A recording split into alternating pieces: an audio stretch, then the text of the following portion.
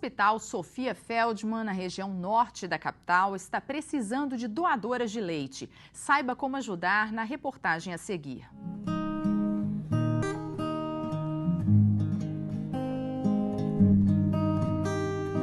É muito gratificante, muito bom, um ato de amor, né? E não tem coisa melhor, né? Mas, infelizmente, nem todas as mães conseguem realizar esse ato de amor. E para suprir a necessidade dos bebês, o hospital precisa de doações. Há 2 meses, o número de doadores cadastrados era de 50. E hoje são apenas 12. Normalmente, as mães dos bebês prematuros, elas têm uma dificuldade de conseguir retirar esse leite no início, né? Às vezes ainda não aconteceu a descida do leite, quando ela vai fazer o processo da extração manual, que é a massagem para retirar esse leite, ela quase não sai nada. Então, esse bebê que está internado no CTI, ele precisa receber o leite.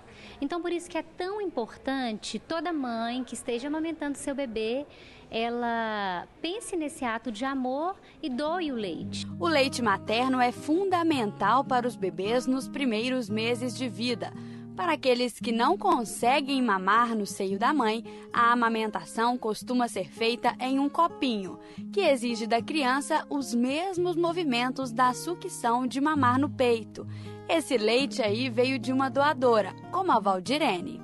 Tanto que da minha primeira não doei, ela largou o peito, só que eu fiquei assim, né, triste depois, né, pensar que podia ter ajudado outras crianças. A Ana Luísa também doou. Além de ser importante para as crianças que não, as mães não têm leite, né? Isso era importante para mim também, para não acumular no meu peito. As mães que contam com essa ajuda agradecem. Igual eu, que não tem leite, eu acho que ela ajuda bastante. Mesmo com algumas mães que estão com seus bebês internados no hospital doando, ainda é preciso mais ajuda. Se você estiver amamentando e quiser doar o seu leite para uma fofurinha dessas, é fácil. Toda mãe que estiver amamentando o seu bebê, né, e que quiser fazer esse ato de doar o leite humano, ela pode entrar em contato com o nosso lactário através do telefone 3408-2256 ou através do canal do Facebook, www.facebook.com/Hospital Sofia Feldman. O Rio Doce foi afetado pelo rompimento da barragem da Samarco no fim do ano passado. A tragédia agravou ainda mais a situação do curso d'água, que já não era boa. A equipe da TV Educar, afiliada da TV Horizonte na zona da Mata Mineira, visitou um trecho do rio para ver de perto a situação.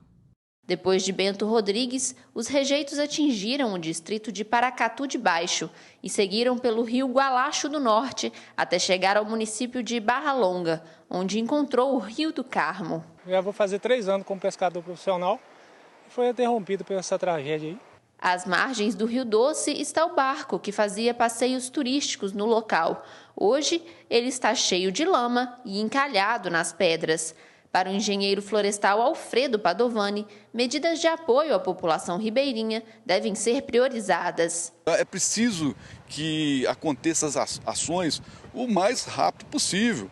É por isso mesmo que os ribeirinhos, os moradores de Bento Rodrigues, de Barra Longa, enfim, das comunidades que foram atingidas, querem imediatas ações por parte da empresa causadora desse grande dano ambiental. No Horizonte em Foco desta semana, Malco Camargos fala da relação entre política e estatais e política e financiadores de campanha. Muita coisa aconteceu na gestão pública brasileira nos últimos anos e outras tantas poderiam ter acontecido. Entre o que poderia ter acontecido, gostaria de destacar alguns fatores que, dadas as oportunidades que os governos tiveram, principalmente no primeiro mandato do ex-presidente Lula e também no início do mandato da presidente Dilma, quando a opinião pública clamava por uma nova forma de se fazer política. O primeiro fator é o grau de dependência das empresas estatais para o desenvolvimento do país. De Getúlio Vargas até hoje, sempre nos orgulhamos de nossas estatais, colocando-as sobre pedestais em uma condição quase intocável. Neste lugar, nossas empresas, com maior ou menor grau de competitividade no mercado interno e externo, sempre serviram de alicerce para o financiamento das disputas eleitorais, recrutamento de cargos visando interesses políticos e também para a regulação do mercado visando beneficiar determinados setores. Em resumo, não foram apenas matrizes do desenvolvimento, mas também matrizes de vários problemas do nosso sistema político. O segundo fator se correlaciona com o primeiro. Assim como somos dependentes das estatais, ficamos dependentes também de uma meia dúzia de grandes empreiteiras que sozinhas fazem obras e gerem quase todo o parque de infraestrutura mobilizados pelos governos estaduais e federal. Em contrapartida, estas mesmas empreiteiras são responsáveis pela maior parte do financiamento das disputas eleitorais. O governante que pretende fazer diferente terá que romper com esta lógica, aumentando a participação de pequenas e médias empresas na arena pública, para que a relação entre governos e fornecedores seja formulada de uma outra forma que não a de compromissos prévios e financiamentos futuros. Estes dois vieses, no sentido negativo da palavra, da política brasileira, ficam cada vez mais evidentes ao se analisar os desdobramentos da Operação Lava Jato da Polícia Federal. O que poderia ser uma ameaça pode também ser visto como uma oportunidade. A lógica atual, focada na dependência dos grandes financiadores, não é um arranjo interno do nosso sistema político eleitoral, mas uma maneira que os agentes públicos construíram para se manter no poder. Sendo assim, os desdobramentos da Operação Lava Jato podem gerar muito mais que a punição de um grupo de políticos e empresários que se acostumou a furtar o Estado. Os desdobramentos podem gerar um espaço de menor dependência das estatais e também das grandes empreiteiras.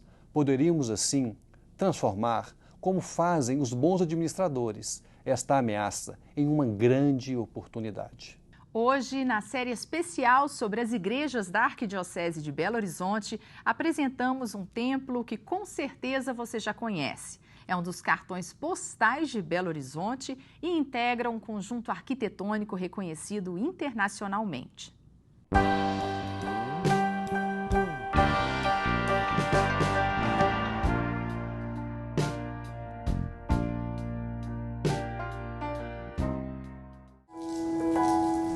Nem mesmo em um dia tão chuvoso ela consegue ficar feia.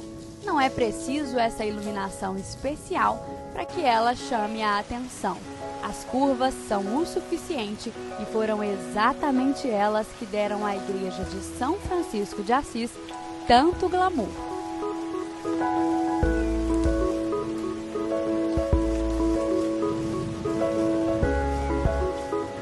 O glamour também veio por reunir nomes tão importantes em um único espaço. Veja bem, Oscar Niemeyer, Portinari, Schiatti. Tá bom para você? A história dessa igrejinha, como é carinhosamente chamada pelos mineiros, é encantadora e cheia de personalidade. A Igreja São Francisco de Assis, ela foi construída fazendo parte do conjunto moderno da Pampulha, naquele momento da década de 40, que o jovem arquiteto Oscar Niemeyer foi contratado pelo então prefeito Juscelino Kubitschek para projetar esse complexo de lazer e turismo da Pampulha.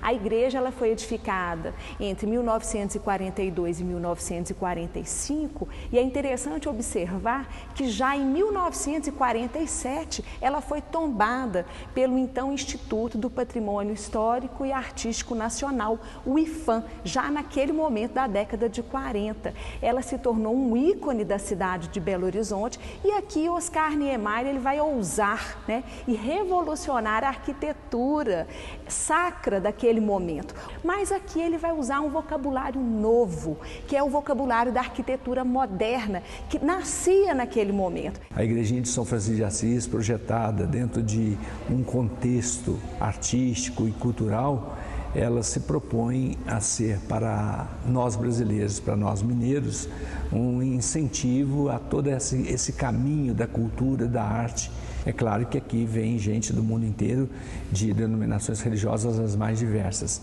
Há também um respeito muito grande pela figura do patrono, que é São Francisco de Assis, que é um ícone para o mundo, principalmente no diálogo com toda a realidade da arte, da beleza, da religião, de tudo aquilo que propõe a vida de São Francisco. Uma espiritualidade assim muito rica, que oferece para a humanidade uma proposta de caminho muito interessante. A Igrejinha da Pampulha é símbolo de Belo Horizonte há mais de 70 anos. Ela foi construída, obviamente, para ser um templo religioso, mas antes disso, ela foi um símbolo cultural e artístico. Ela só recebeu uma celebração religiosa 15 anos depois da sua inauguração.